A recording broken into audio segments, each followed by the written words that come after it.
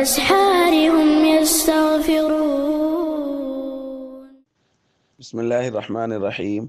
عن عمران بن حسین رضی اللہ تعالی عنہ قال قال رسول اللہ صلی اللہ تعالی علیہ وسلم الحیاء خیر کلہ متفق علیہ.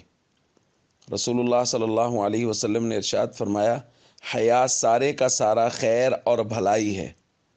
اور ایک روایت میں ہے حضور علیہ الصلوۃ والسلام نے ارشاد فرمایا سابقہ انبیاء کے کلاموں میں سے ایک کلام یہ ہے اذا لم تستحی فاصنع ما شئت، کہ جب تیرا حیا ختم ہو جائے تو پھر جو دل کرتا ہے کرتا پھر.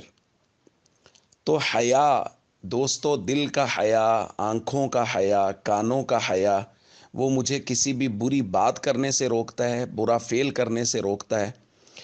تو حیا اسلام کا ایک بہت بنیادی رکن ہے، اسلام کی ایک بنیادی صفت ہے اور اسلام کا ترہ امتیاز ہے.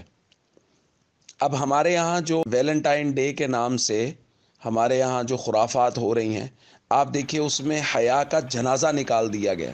یعنی وہ کیسا حیادار بھائی ہے جو کسی کی بہن کے ساتھ وہ ڈیٹ پہ جانے کی کوشش کر رہا ہے، اس کو وہ خط بھیج رہا ہے، اس کو وہ تیار کرنے کی کوشش کر رہا ہے کہ تم میرے ساتھ ڈیٹ پہ چلی جاؤ، تم میرے ساتھ وقت گزارو، اکیلے میں وقت گزارو.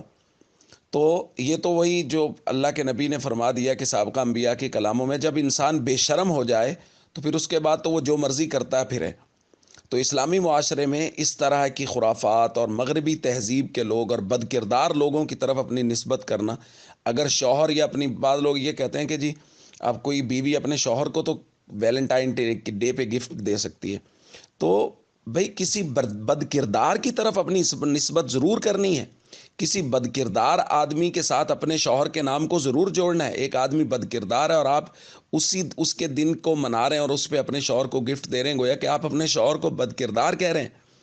تو اس لیے اس خرافاتی عمل سے بچیں اور دوسروں تک بھی پیغام پہنچائیں کہ یہ ایک غیر اسلامی کام ہے، غیر اسلامی بات ہے، حیا کے خلاف ہے. اسلام اس کی سخت مخالفت کرتا ہے اور اسلام اس کے مقابلے میں حیا کو ترجیح دیتا ہے. ہمیں یہ ویلنٹائن ڈے حیا ڈے کے حساب سے منانا چاہیے اور حیا کی ترویج کرنی چاہیے اور لوگوں کو حیا کا درس دینا چاہیے. السلام علیکم ورحمۃ اللہ وبرکاتہ. كانوا قليلا من الليل ما يهجعون وبالأسحار